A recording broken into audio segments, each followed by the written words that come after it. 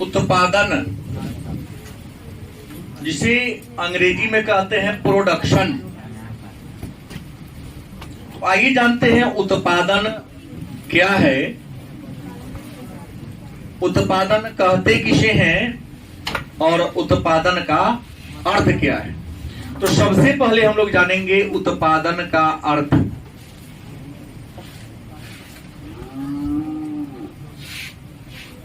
उत्पादन का अर्थ तो आप जानते हैं कि साधारण बोलचाल की भाषा में उत्पादन का मतलब होता है किसी वस्तु को बनाना, किसी वस्तु का निर्माण करना। और आपको बता दें कि अर्थशास्त्र में भी उत्पादन का अर्थ होता है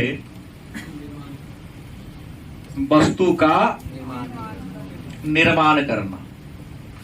निर्माण करना मतलब बनाना, निर्माण करना मतलब बनाना। लेकिन अच्छे शब्दों में कहें,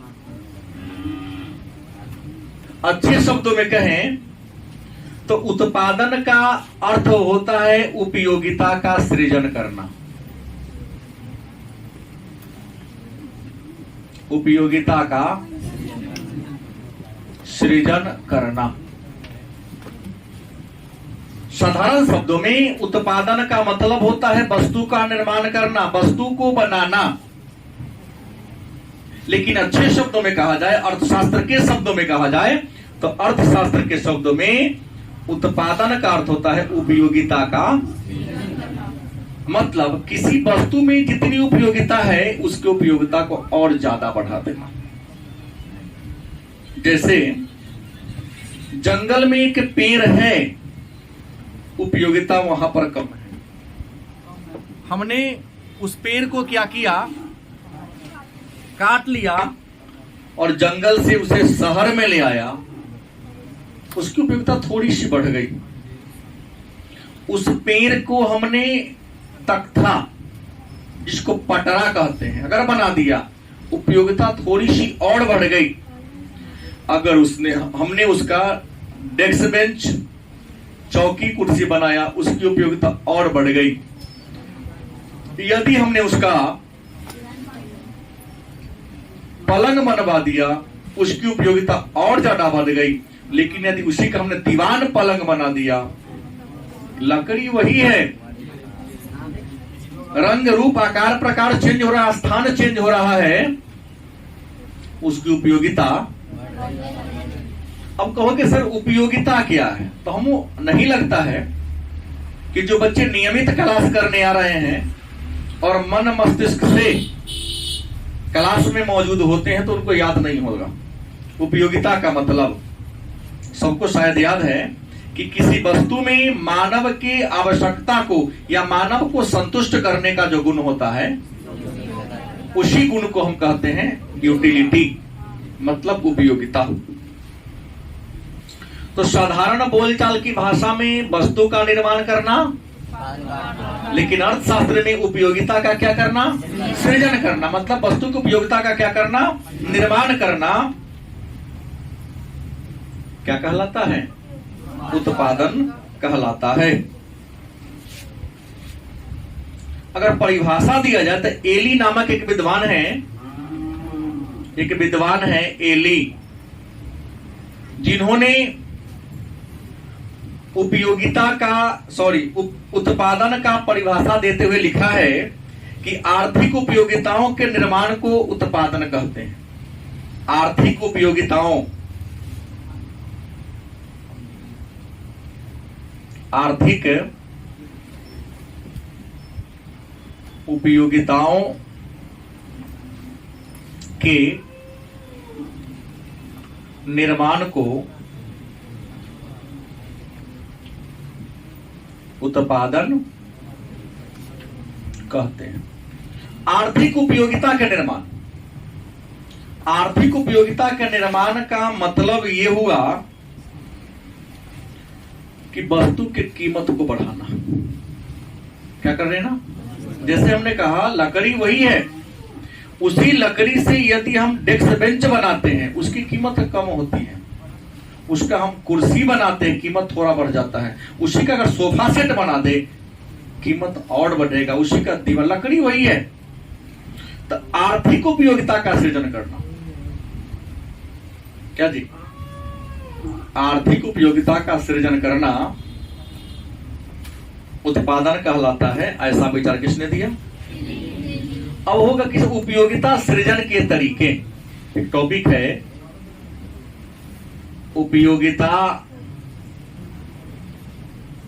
सृजन के तरीके, मतलब किसी वस्तु के उपयोगिता का सृजन, निर्माण हम कैसे करते हैं। विद्वान कहते हैं किसी वस्तु के उपयोगिता के सृजन के 6 तरीके हैं। उपयोगिता सृजन के कितने तरीके हैं? 6 तरीके हैं। पहला रूप उपयोगिता। क्या है? रूप उपयोगिता मतलब इसका हुआ कि यदि किसी वस्तु का रूप बदल देते हैं, किसी वस्तु का रूप बदल दिए, जैसे गेहूं का आपने आटा बना दिया, उसकी उपयोगिता बढ़ गई। यदि अपने आटा से ब्रेड बना दिया, तो आटा के तुलना में ब्रेड की उपयोगिता और ज्यादा बढ़ गई। तो रूप उपयोगिता का मतलब होता है कि वस्तु का रूप बदल देने से वस्तु की उपयोगिता क्या होती है? दूसरा स्थान उपयोगिता।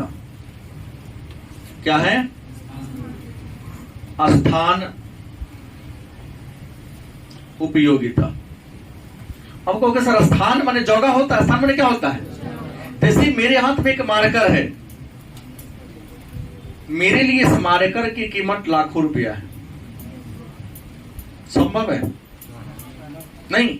लेकिन एक दुकानदार के पास यह मार्कर था तो उसकी कीमत मात्र ओनली 30 रुपया था। हाँ, सॉरी 25 रुपया। हम जिस पुस्तक से आपको पढ़ाते हैं, अगर उसका कीमत है 280 रुपया मान लो, ठीक, दुकानदार के लिए उसकी उपयोगिता मात्र 280 के बराबर है। लेकिन इस किताब से कोई बच्चा पढ़ लिया और पढ़कर उसमें से 10 को प्रश्न करा के उसे नौकरी हो गई, तो उस किताब का कीमत उस बच्चा के लिए पूरी नौकरी में जितना कमाएगा ना उतने बराबर हो गया। मतलब स्थान उपयोगिता, स्थान बदलने से वस्तु की उपयोगिता बढ़ती है। दुकानदार के पास कीमत अगर 280 किताब का दाम है, 280 के बराबर है, लेकिन छात्र के पास आ जाता है, टीचर के पास आ जाता है, तो जितना पढ़ेगा ज्ञान बढ़ेगा, उपयोगिता क्या होगी? तो स्थान बदलने से भी गलत सही।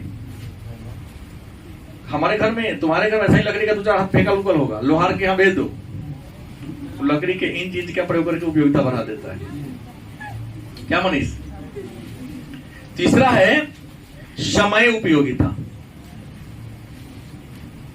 क्या है?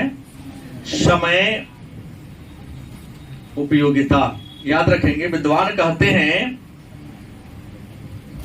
कि हर वस्तु की उपयोगिता अलग अलग समय पर कभी कम होती है, कभी ज्यादा होती है।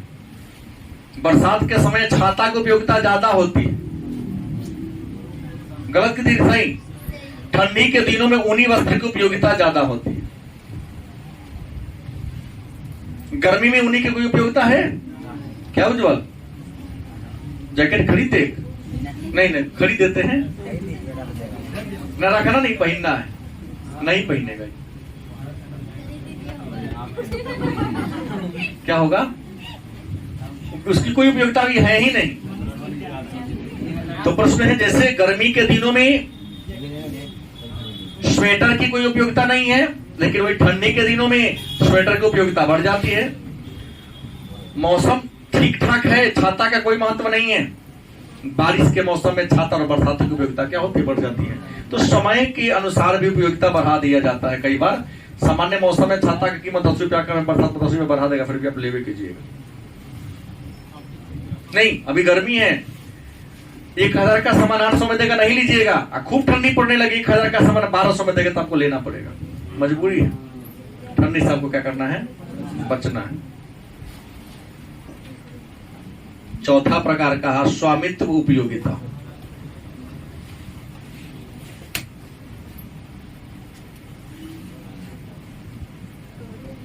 मालिक बदल जाने के बाद भी उपयोगिता बढ़ जाता है। कई बार मालिक बदल जाए सामान का, वस्तु का, व्यक्ति का, उपयोगिता क्या होता है? बढ़ जाता है। नहीं, हम तो कई बार देखे हैं। आपके खेत में एक लकड़ी का पेड़, उसका कीमत 10,000 है, लेकिन मैं सही बता रहा हूं, अगर वह एक कारपेंटर मतलब लोहार खरीद के ले आता है तो उस लकड़ी को 20,000 में बेच लेगा चिरवा के, और सामान बना देगा तो 50,000 में बेच लेगा।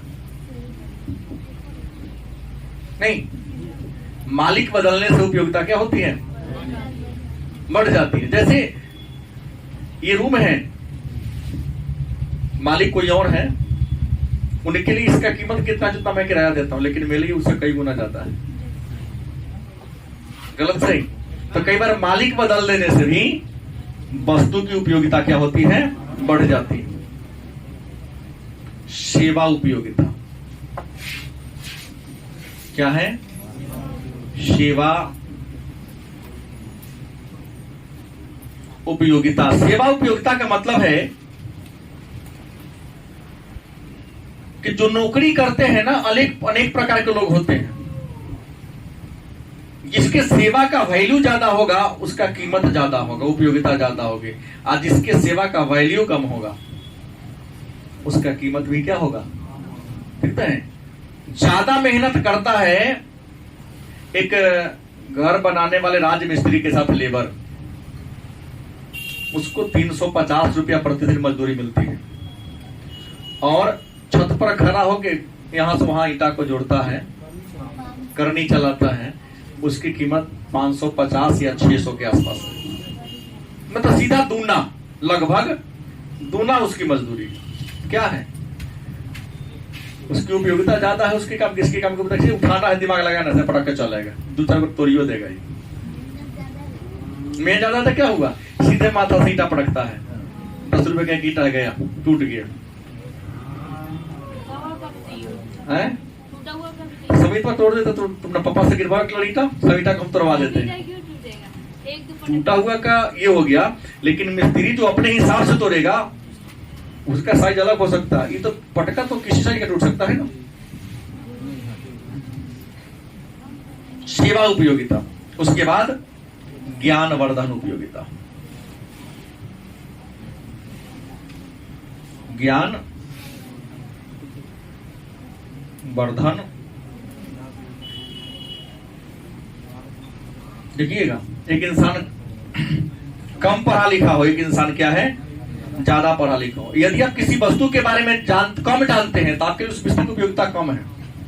लेकिन यदि कोई दूसरा व्यक्ति जो उस वस्तु के बारे में क्या करता है, उसके लिए उपयोगिता क्या है? जैसे हीरे की पहचान जौहरी, हम लोगों ने सामने फेंक दो, हम कहें क्या है? पत्थर है, होगा शीशा है। जो पहचानता है कि रियल में हीरा है, नहीं, तो उसकी कीमत क्या होगी? ज्यादा होगी। हम नहीं पहचानते हैं तो शीशा के बाद कुछ नहीं है, बेकार का चीज है। लेकिन यदि उसका कीमत आप पहचान जौहरी है तो आपके लिए उसकी कीमत क्या है? तो ज्ञान के द्वारा भी उपयोगिता क्या होती है? अब अंत में आता है उत्पादन के साधन।